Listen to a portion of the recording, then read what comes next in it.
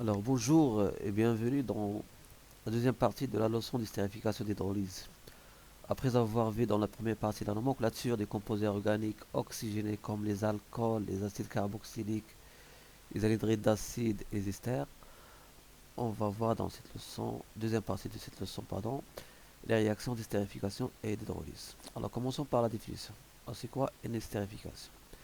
L'estérification, c'est une réaction entre un alcool et un acide carboxylique qui donne un ester et de l'eau. RCOH plus R'OH qui donne RCOR' plus H2O. L'hydrolyse. L'hydrolyse, c'est la réaction inverse de l'estérification. Donc le mot hydrolyse est composé de deux termes. Hydro, ça veut dire eau, et lyse, coupure. Donc par définition, une hydrolyse est une réaction entre un ester et de l'eau qui donne un acide et un alcool. Donc l'ester RCOR' plus H2O qui donne l'acide carboxylique RCOH plus l'alcool R'OH. Alors, revenons à la réaction d'estérification. Donc, au cours de l'estérification, l'acide carboxylique perd son groupement OH et l'alcool va perdre un atome d'hydrogène H. La combinaison de ces deux éléments, OH et H, formera de l'eau. Exemple. Donc, on va prendre la réaction entre l'acide méthanoïque HCOH et l'éthanol C2H5OH. Donc, l'acide va perdre son groupement OH et l'alcool va perdre son hydrogène H. Les deux H et EH vont former la molécule d'eau. Et après, la partie restante, c'est de H5O, va se relier avec le carbone pour donner l'ester HCO, c'est de H5, le méthanoate d'éthyle. Donc on va voir ça dans une animation. Donc, considère la réaction entre l'acide RCOH et l'alcool R'OH. Donc on a renversé le OH du côté gauche. Donc au cours de cette réaction, le OH de l'acide va réagir avec le H de l'alcool pour donner H2O. Et la partie restante de l'alcool va se relier avec la partie de l'acide restante pour donner l'ester RCOR'. On va prendre un exemple. L'acide éthanoïque et l'éthanol. Donc le OH de l'acide réagit avec le H de l'alcool. Hop, on obtient l'ester. Donc on revient à la formule générale pour voir à quoi répond l'animation. RCOH plus R'OH. Le OH réagit avec le H pour donner H2O. Hop, et on forme l'ester. Alors, on revient à la leçon. Pour l'hydrolyse, au cours de l'hydrolyse, il y a rupture de la liaison CO de l'ester par l'eau. Donc la liaison, on va voir ça sur un exemple. La liaison CO de l'ester ici c'est le propanoate de méthyle, va être cassé. La molécule d'eau, qu'on peut l'écrire sous la forme HOH.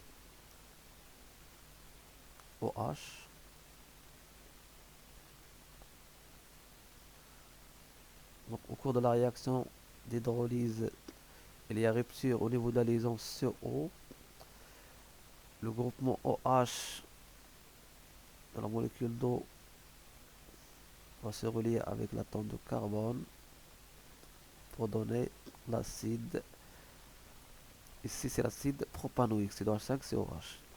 Et l'hydrogène de la molécule d'eau va être relié avec l'oxygène pour donner l'alcool CH3OH, le méthanol. Donc, au cours de la réaction d'hydrolyse, il y a une rupture de la liaison au niveau de la liaison CO.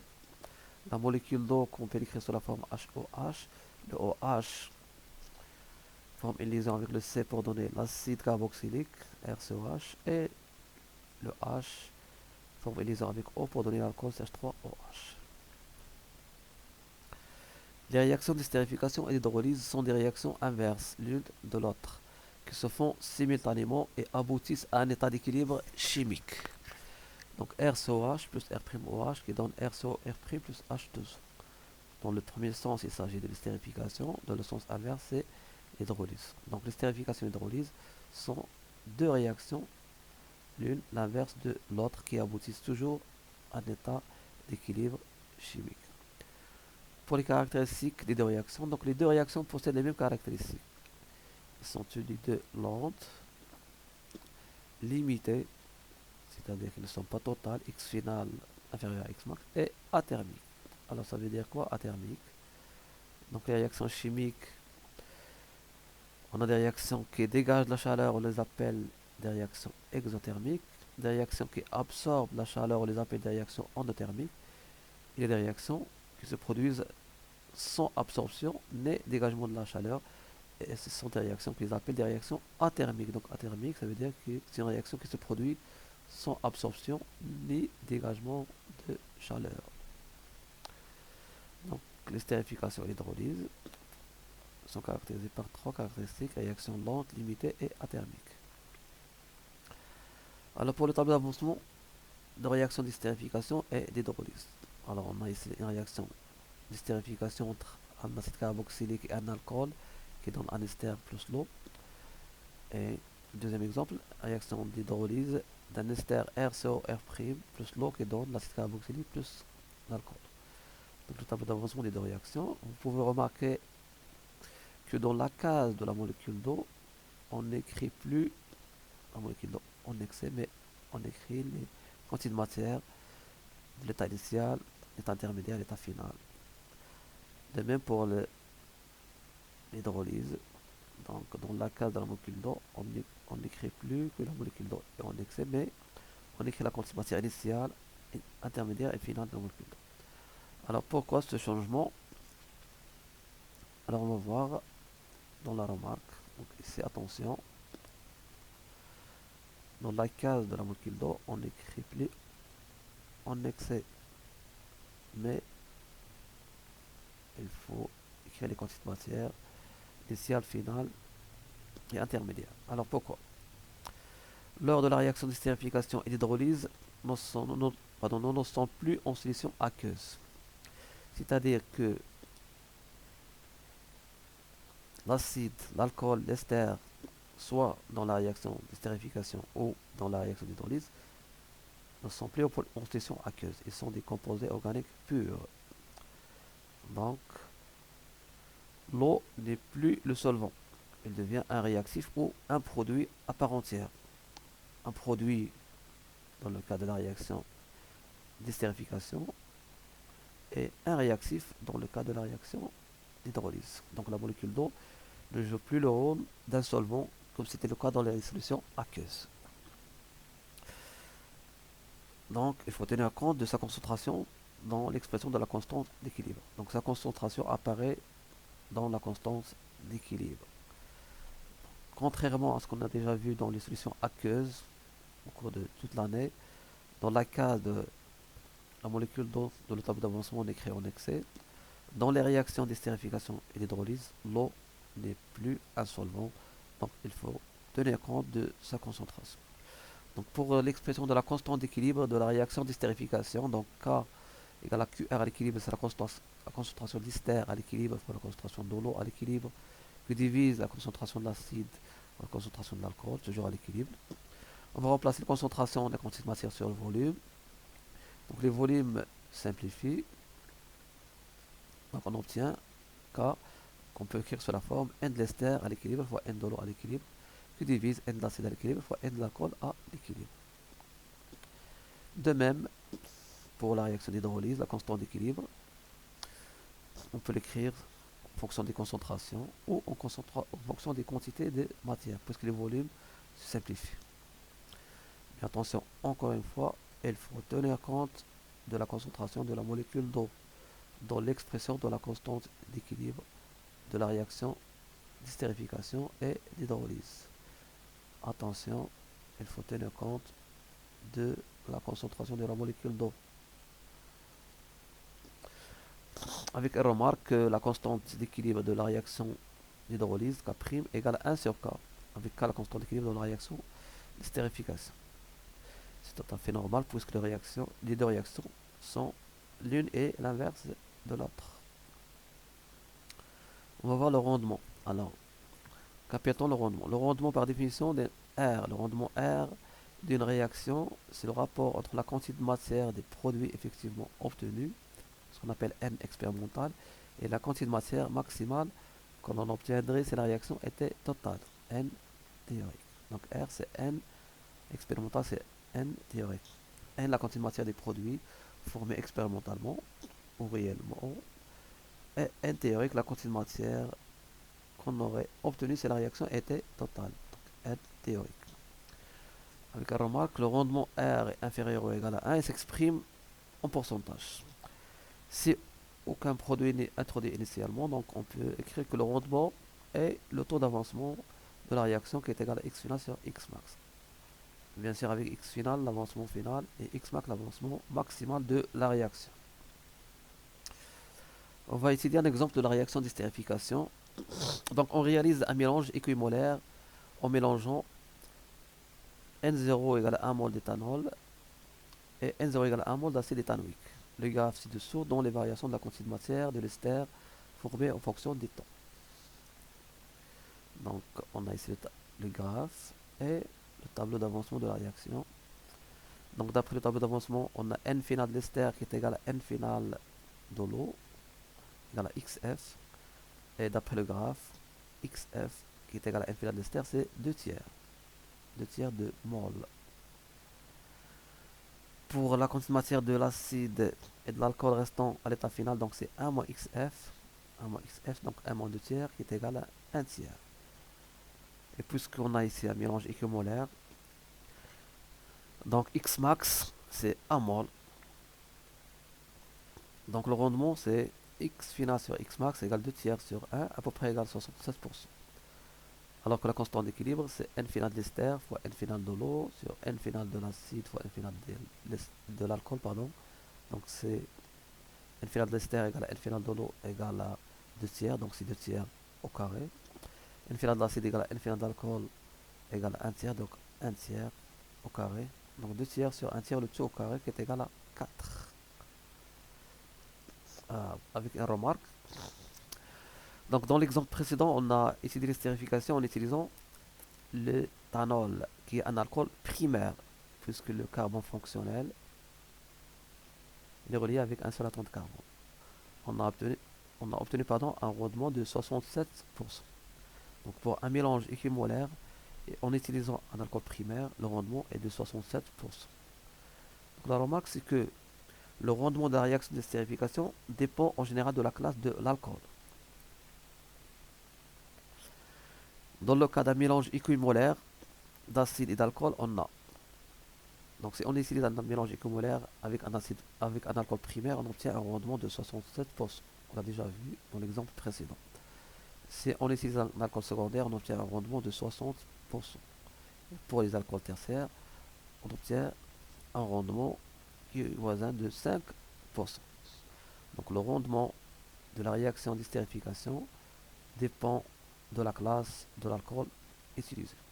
Ces valeurs concernent le cas d'un mélange équimolaire, c'est-à-dire les deux espèces qui réagissent en la même quantité de matière initiale. On va de la même façon étudier la réaction d'hydrolyse de l'éthanoate d'éthyle. Donc on va mélanger 1 mol d'éthanoate d'éthyle avec 1 mol d'eau. Donc l'hydrolyse de l'éthanoate d'éthyle. Le graphe ci-dessous donne les variations de la quantité de matière de l'ester restant en fonction du temps. Donc le tableau d'avancement de la réaction, l'ester plus l'eau qui est dans l'acide plus l'alcool. Donc un mélange équimolaire 1 mol 1 mol. L'état final 1 mol XF, 1 mol XF, XF et XF. Donc d'après le tableau d'avancement, on a N final de l'ester qui est égal à N final de l'eau égal à 1 moins XF. Et d'après le graphe, N final de l'ester c'est 2 tiers. Donc 1 moins xf égale à 2 tiers, d'où xf égale 1 moins 2 tiers qui est égal à 1 tiers. Toujours d'après le tableau d'avancement, les quantités matières de l'acide et de l'alcool à l'état final sont égaux, x final. Donc n final de l'acide égale à n final de l'alcool égale 1 tiers. Avec x max qui est égal à 1 mol, puisque c'est un mélange équimolaire, 1 mol, 1 mol. Donc le rendement de la réaction d'hydrolyse dans ce cas R égale 1 tiers égale 33%. Et la constante d'équilibre, n final de l'acide fois n final de l'alcool, sur n final de l'ester fois n final de l'eau, avec n final de l'acide qui est égal à n final de l'alcool égale à 1 tiers, n final de l'ester qui est égal à n final de l'eau égale 2 tiers, donc c'est 1 tiers sur 2 tiers, le tout au carré, ça fait 0,25.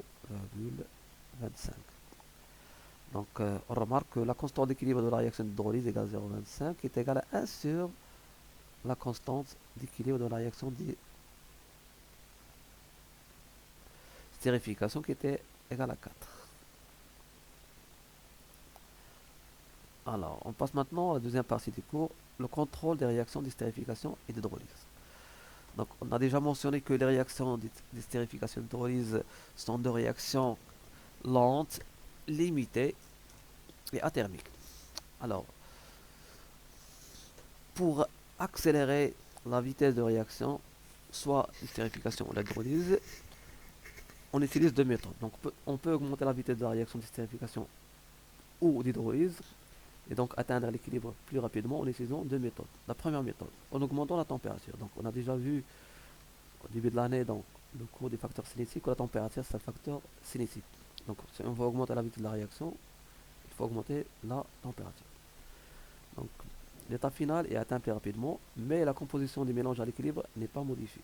C'est-à-dire que le rendement n'est pas modifié.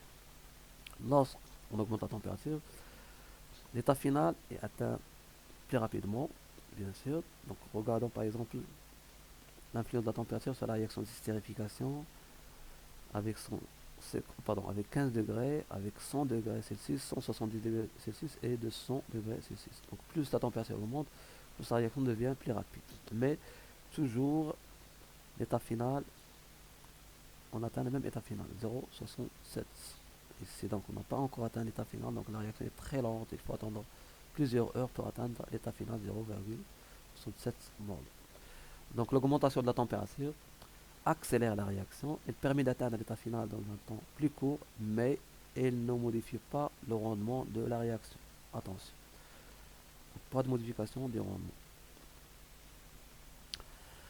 Alors pour augmenter la température, on utilise en chimie organique un montage spécifique appelé le montage à reflux. Alors pourquoi ce montage? On va voir une petite simulation. Voilà. Le montage à reflux. Donc une petite simulation du montage à reflux. Donc il est composé d'un chauffe-ballon, un condenseur. Ça c'est un condenseur. Le condenseur il possède une entrée ici en bas et une sortie en haut. Donc l'eau va entrer par la partie inférieure du condenseur et sortir par la partie supérieure. Lorsqu'on va chauffer pour accélérer la réaction, les composés organiques sont en général des composés très volatiles, c'est-à-dire ils s'évaporisent facilement. Donc en absence des condenseurs et en chauffant, on va perdre de la matière. Au fur et à mesure qu'on chauffe, les produits s'évaporisent et on va perdre de la matière. Donc on utilise ce condenseur pour ne pas perdre de la matière. En effet, donc on va commencer la simulation, on va faire entrer l'eau par la partie inférieure du condenseur et il va sortir par la partie supérieure. L'eau va refroidir le condenseur. Donc on va démarrer le chauffage. Lorsqu'on chauffe, on va remarquer que les produits vont s'évaporiser. Donc les débuts de l'évaporisation. Lorsqu'ils vont arriver au condenseur, ils vont se condenser, c'est-à-dire qu'ils vont passer de l'état gazeux à l'état liquide et revient au milieu réactionnaire, comme vous pouvez le remarquer sur la simulation. Donc, avec ce montage, on peut chauffer sans perte de matière. Donc, si on vous pose la question quel est le rôle des montages à reflux, la réponse est le montage à reflux permet de chauffer sans perte de matière. Donc, on revient à la leçon. Pour augmenter la température des milieux réactionnels, on utilise le montage à reflux qui permet de chauffer le mélange réactionnel et donc d'accélérer la réaction sans perte de matière. En effet, en chauffant, les espèces des mélanges réactionnels se vaporisent et pour éviter les pertes de matière, le réfrigérant condense ou liquéfie les vapeurs formées qui retombent ou refluent dans le ballon. Avec une petite remarque, pardon, on pourrait penser que pour éviter les pertes de matière, il suffit de fermer le ballon avec un bouchon. Alors, cette idée, elle est très dangereuse parce que si on ferme avec un bouchon, lorsqu'on chauffe, les produits vont s'évaporiser. Donc, la pression dans le ballon va augmenter. Étant donné que le ballon est fermé avec un bouchon, l'augmentation de la pression va entraîner l'explosion du ballon. Donc, il faut éviter cette solution, c'est-à-dire il faut éviter de fermer le ballon avec un bouchon, mais il faut utiliser un condenseur ou utiliser le montage à reflux pour chauffer. Donc, on remarque, on aurait pu imaginer boucher le ballon pendant le chauffage, mais ceci est une très mauvaise idée. En effet, les vapeurs formées au cours du chauffage augmenteraient fortement la pression dans le ballon. Ceci ferait alors sauter le bouchon accompagné de projections brillantes ou pire exploser le ballon. Alors on va passer à la deuxième méthode pour accélérer la réaction d'estérification ou d'hydrolyse. C'est l'utilisation d'un catalyseur. Un catalyseur est une espèce chimique qui a pour effet d'augmenter la vitesse de réaction sans figurer dans l'équation de la réaction. Le catalyseur permet d'atteindre plus rapidement l'état d'équilibre sans changer la composition des mélanges réactionnels à l'équilibre, c'est-à-dire sans changer le rendement R de la réaction. Donc c'est comme la température. Donc le catalyseur permet d'accélérer la réaction, mais il n'a aucune influence sur le rendement de la réaction. Dans le cas de la réaction d'estérification d'hydrolyse, on utilise comme catalyseur les ions oxonium H3O+. Donc les catalyseurs, ce sont les ions H3O+. On va voir sur la figure l'effet d'un catalyseur sur la réaction d'estérification. Donc ici en bleu, on voit la variation de la quantité de matière d'ester formée en fonction du temps lorsqu'on n'a pas ajouté le catalyseur, c'est-à-dire le H3+.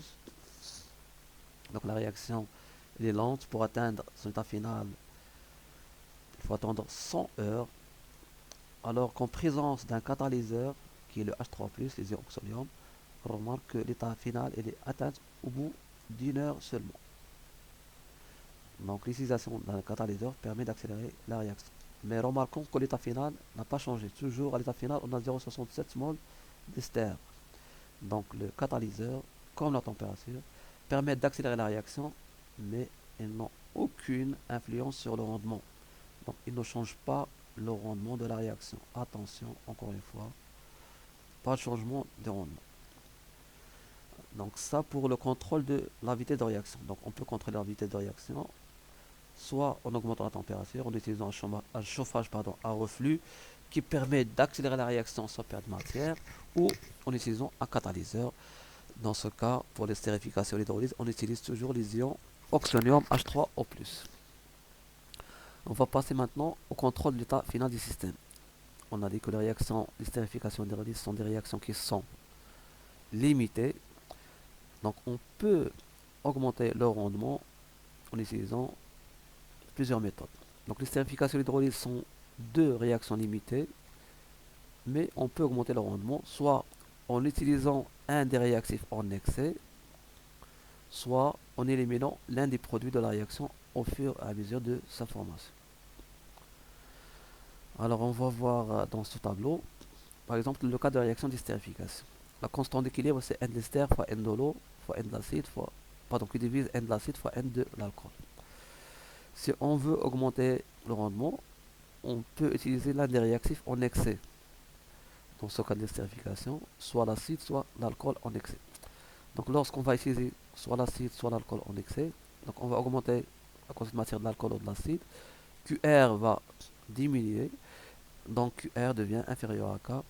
Donc d'après les critères d'évolution, le système va évoluer dans le sens direct. Donc on aura plus d'esters formés, donc le rendement augmente. Deuxième méthode, on peut éliminer l'un des produits. Les produits qui sont soit l'ester, soit l'eau. Donc l'élimination de soit de l'ester, soit de l'eau fait diminuer la quantité de matière. Donc QR diminue, il devient inférieur à K, le système se déplace dans le sens direct et le rendement augmente. Donc on peut augmenter, augmenter le rendement soit en utilisant un réactif en excès pour l'estérification, soit l'acide, soit l'alcool, ou en éliminant l'un des produits formés, soit l'ester, soit l'eau. La même chose pour l'hydrolyse, constant de réaction QR, N de l'acide fois N de l'alcool sur N d'ester fois N de l'eau. On peut augmenter le rendement en utilisant un réactif en excès, les réactifs soit l'ester, soit l'eau. En général, on utilise l'eau en excès. Donc, QR va diminuer, il devient inférieur à K, l'équilibre se déplace dans le sens direct, le rendement augmente. Si on élimine l'un des produits, les produits qui sont l'acide ou l'alcool, leur quantité de matière diminue, QR diminue, il devient inférieur à K, le système se déplace dans le sens direct et le rendement va augmenter. Donc pour augmenter le rendement, soit de stérification, soit de l'hydrolyse, on a deux méthodes. Utiliser l'un des réactifs en excès ou éliminer l'un des produits formés. Une troisième méthode concerne la réaction d'estérification. La réaction d'estérification entre un acide carboxylique et un alcool conduisant à la formation d'un ester de l'eau, elle est lente, limitée et athermique. On s'intéresse au terme limité. Alors, il est limité par la réaction d'hydrolyse de l'ester qui est la réaction inverse de la réaction d'estérification. Donc, lors de l'estérification, l'acide réagit avec l'alcool pour donner l'ester et l'eau. Les produits qui sont l'ester et l'eau vont réagir entre eux dans le sens inverse. Donc, ce qui va limiter cette réaction, le rendement sera inférieur à 1. Pour augmenter le rendement de la réaction d'estérification, on remplace l'acide carboxylique avec l'anhydride d'acide, de façon à ne pas obtenir d'eau en même temps que l'ester, pour que l'hydrolyse de cet ester ne puisse pas avoir lieu, et ainsi la réaction devient rapide, totale et exothermique. Alors pour que la réaction d'estérification devienne totale, donc on remplace l'acide carboxylique par l'anhydride d'acide correspondant. La réaction qui aura lieu, c'est l'anhydride d'acide plus l'alcool, donc va donner l'ester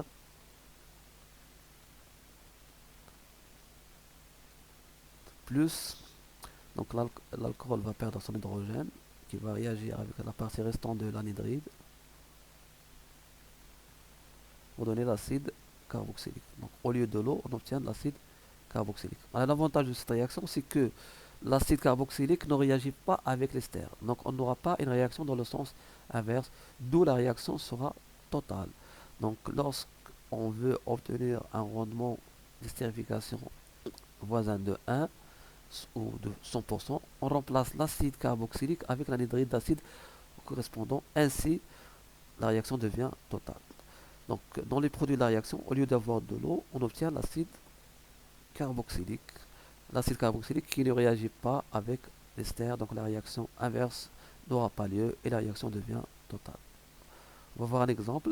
Synthèse de l'éthanoate d'éthyle. Donc la partie de l'alcool C2H5OH va réagir avec cette partie de l'anhydride pour donner l'ester CH3COC2H5. Et l'atome d'hydrogène de l'alcool va réagir avec la partie restante, va se relier avec le O pour donner l'acide carboxylique CH3COH. Ainsi se termine cette leçon. Merci de votre attention.